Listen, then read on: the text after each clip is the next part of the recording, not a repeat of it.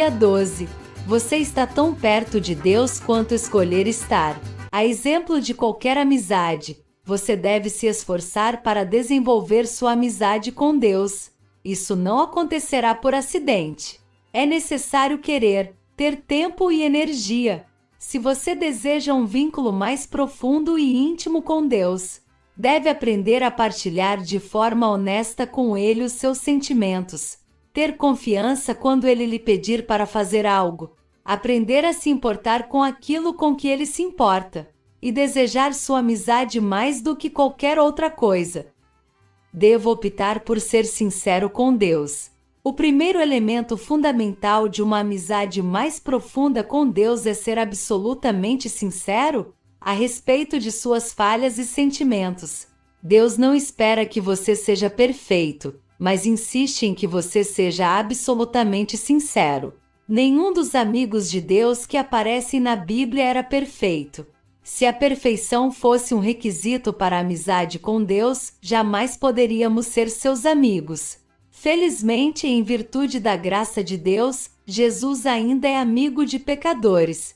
Na Bíblia, os amigos de Deus foram sinceros sobre seus sentimentos, frequentemente reclamando, criticando, acusando e discutindo com seu Criador. Deus, entretanto, não parecia se aborrecer com sua franqueza. Na verdade, ele a incentivava. Deus permitiu que Abraão o questionasse e desafiasse a respeito da destruição de Sodoma. Abraão importunou a Deus sobre o que seria necessário para poupar a cidade, negociando desde 50 até somente 10 pessoas justas. Deus também escutou pacientemente a Davi, as muitas acusações de injustiça, traição e abandono. Deus não destruiu Jeremias quando ele reclamou que Deus o havia enganado. Jó pôde expressar sua amargura durante a provação, e no final Deus defendeu Jó por ser sincero, e repreendeu os amigos de Jó por serem falsos. Deus lhes disse: vocês não foram sinceros comigo ou a meu respeito. Não da forma em que foi meu amigo Jó. Meu amigo Jó agora orará por vocês e eu aceitarei sua oração. Em um estupendo exemplo de amizade sincera, Deus expressou com sinceridade sua absoluta repugnância pela desobediência de Israel. Ele disse a Moisés que manteria a promessa de dar aos israelitas a terra prometida, mas não daria mais nenhum passo com eles no deserto. Deus estava saturado, e disse a Moisés exatamente como se sentia. Moisés, falando como um amigo de Deus, respondeu de forma igualmente sincera: Tu me ordenaste, conduza este povo, mas não me permite saber quem enviarás comigo. Se me vês com agrado, revela-me os teus propósitos. Lembra-te de que esta nação é o teu povo. Se não fores conosco, não nos envieis. Como se saberá que eu e o teu povo podemos contar com o teu favor, se não nos acompanhares? O Senhor disse a Moisés: Farei o que me pede, porque tenho me agradado de você e o conheço pelo nome. Deus pode lidar com esse tipo de franqueza a toda prova da parte de você? Sem dúvida. A verdadeira amizade é edificada sobre a transparência. O que poderia parecer audácia, Deus vê como autenticidade. Deus escuta as palavras exaltadas de seus amigos. Ele se aborrece com as frases feitas, religiosas e previsíveis. Para ser amigo de Deus, você deve ser sincero com Ele e dividir seus verdadeiros sentimentos, e não o que você pensa que deveria sentir ou dizer. É provável que você precise confessar alguma raiva ou ressentimento escondido em relação a Deus, em certas áreas de sua vida nas quais você se sentiu enganado ou decepcionado. Até que tenhamos amadurecido o suficiente para compreender que Deus usa todas as coisas para o nosso bem. Abrigamos ressentimentos em relação a Deus por causa de nossa aparência, formação, orações não respondidas, mágoas do passado e outras coisas que mudaríamos se fossemos Deus.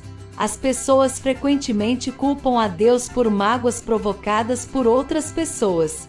Isso cria o que William Backus chama de seus problemas ocultos com Deus. A amargura é a maior de todas as barreiras para a amizade com Deus. Por que eu iria querer ser amigo de Deus, se Ele permitiu isto? O antídoto, é claro, é atinar que Deus sempre age no seu melhor interesse, mesmo quando é doloroso e você não compreende. Mas liberar-se de seus ressentimentos e revelar seus sentimentos é o primeiro passo para a cura. Do mesmo modo que tantas pessoas na Bíblia, diga a Deus exatamente como você se sente. Para nos instruir na honestidade sincera, Deus nos deu o livro de Salmos, um manual de adoração cheio de discursos descontrolados, delírios, dúvidas, medos, ressentimentos e sofrimentos intensos combinados com ação de graças, louvores e declarações de fé. Todas as emoções possíveis estão catalogadas no livro de Salmos. Quando você lê as confissões emocionadas de Davi e de outros, percebe que é assim que Deus quer que você o adore, sem reter absolutamente nada do que sente. Você pode orar como Davi. Derramo diante dele as minhas queixas e conto-lhe todos os meus aborrecimentos. Estou totalmente abatido. É animador saber que todos os amigos íntimos de Deus a Moisés, Davi, Abraão, Jó e outros tiveram acessos de dúvidas, mas em vez de mascarar seus receios com frases feitas, eles os expressaram sincera, aberta e publicamente. Exprimir as dúvidas às vezes é o primeiro passo em direção ao próximo nível de intimidade com Deus. Devo optar por obedecer a Deus na fé. Todas as vezes que você confia na sabedoria de Deus e faz tudo o que Ele diz, mesmo sem compreender, você aprofunda sua amizade com Ele. Normalmente não consideramos a obediência como característica da amizade.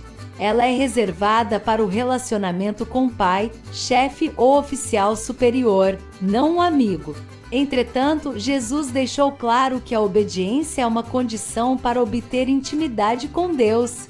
Ele disse: "Vocês serão meus amigos, se fizerem o que eu lhes ordeno."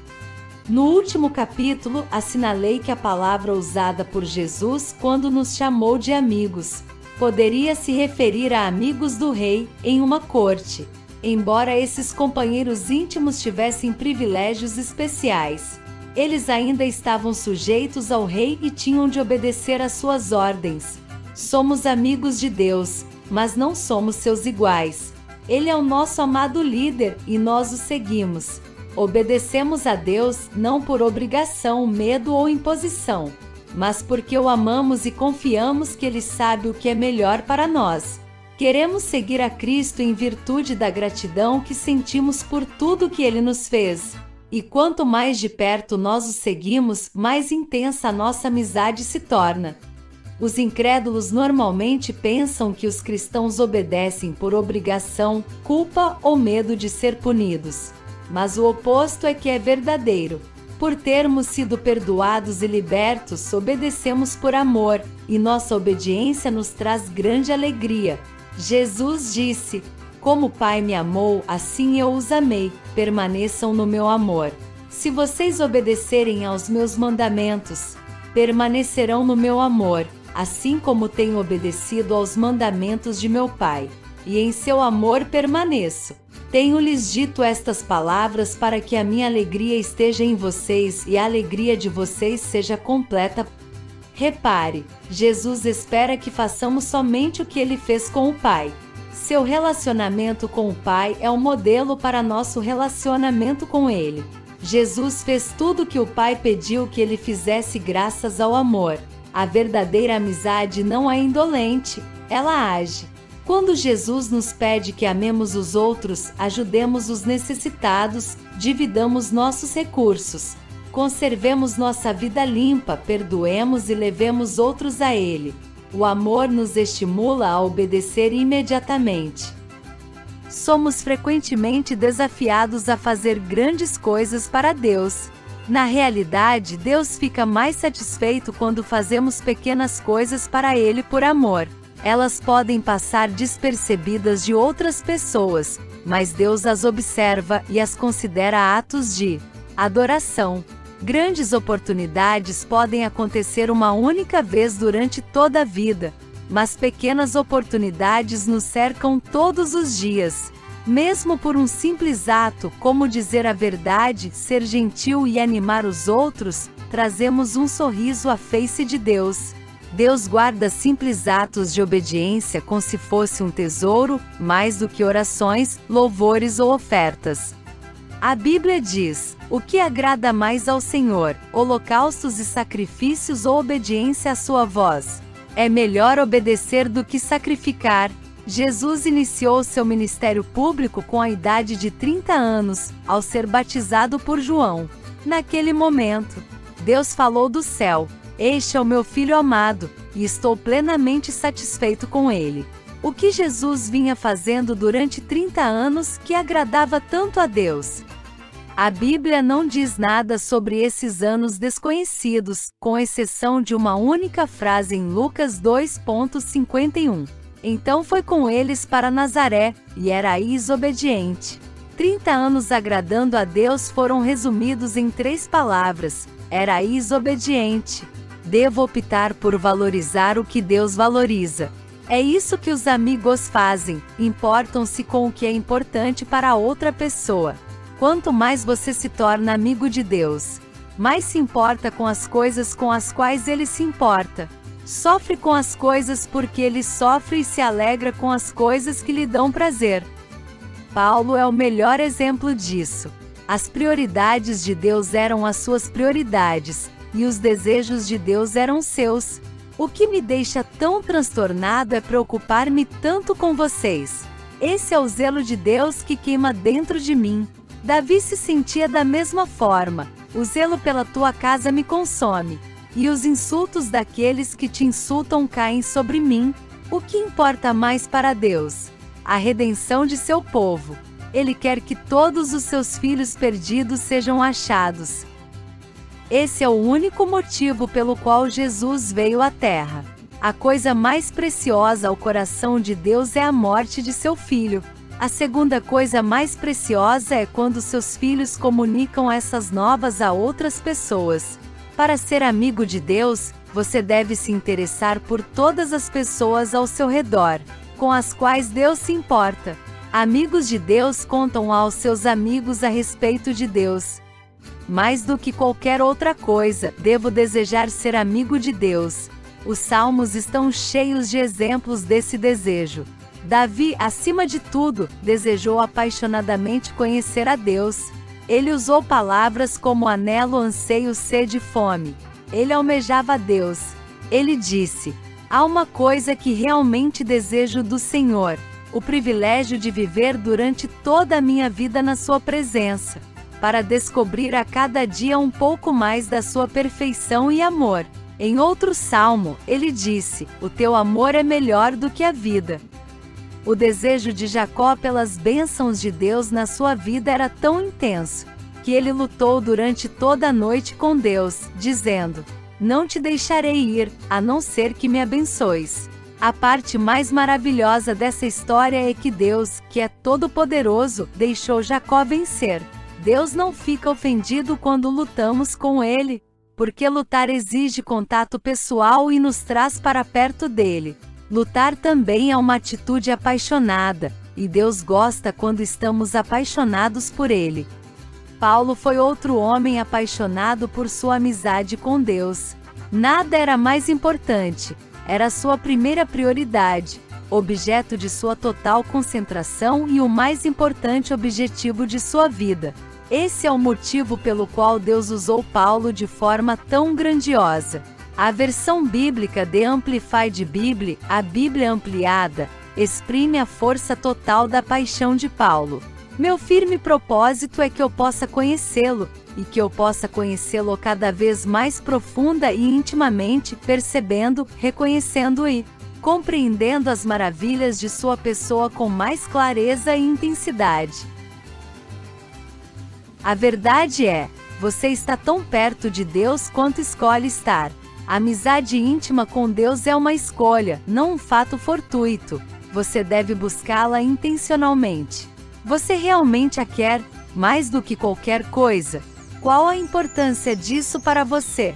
Vale a pena desistir de outras coisas por causa dela? Ela vale o esforço de desenvolver os hábitos e habilidades necessários? Você pode ter sido apaixonado por Deus no passado, mas perdeu aquele desejo. Esse foi o problema dos cristãos de Laodiceia, haviam perdido o primeiro amor. Faziam todas as coisas corretamente, mas por obrigação, e não por amor. Se você estiver passando por abalos espirituais, não se surpreenda quando Deus permitir sofrimento na sua vida. O sofrimento é o combustível da paixão. Ele nos dá energia com tal intensidade que transforma o que normalmente não possuímos. C.S. Lewis disse: o sofrimento é o megafone de Deus. É a forma de Deus nos sacudir da letargia espiritual. Os nossos problemas não são uma punição, são chamadas de despertamento de um Deus amoroso. Deus não está louco com você, Ele está louco por você, e fará o que for necessário para trazê-lo de volta à comunhão com Ele. Mas há uma forma mais fácil de reacender a paixão por Deus. Comece a pedir que Ele lhe dê essa paixão e continue pedindo até que você a tenha. Faça esta oração ao longo do seu dia. Querido Jesus, mais do que qualquer outra coisa, quero conhecê-lo intimamente. Deus disse aos cativos na Babilônia: se vocês seriamente me buscarem e me quiserem mais que a todas as coisas, garanto que não ficarão desapontados.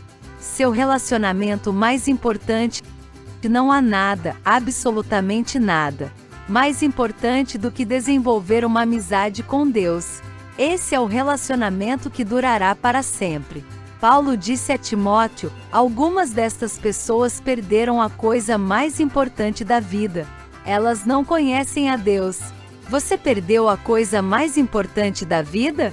Você pode fazer algo a respeito disso a partir de agora. Lembre-se, a escolha é sua. Você está tão perto de Deus quanto escolheu estar. 12º dia.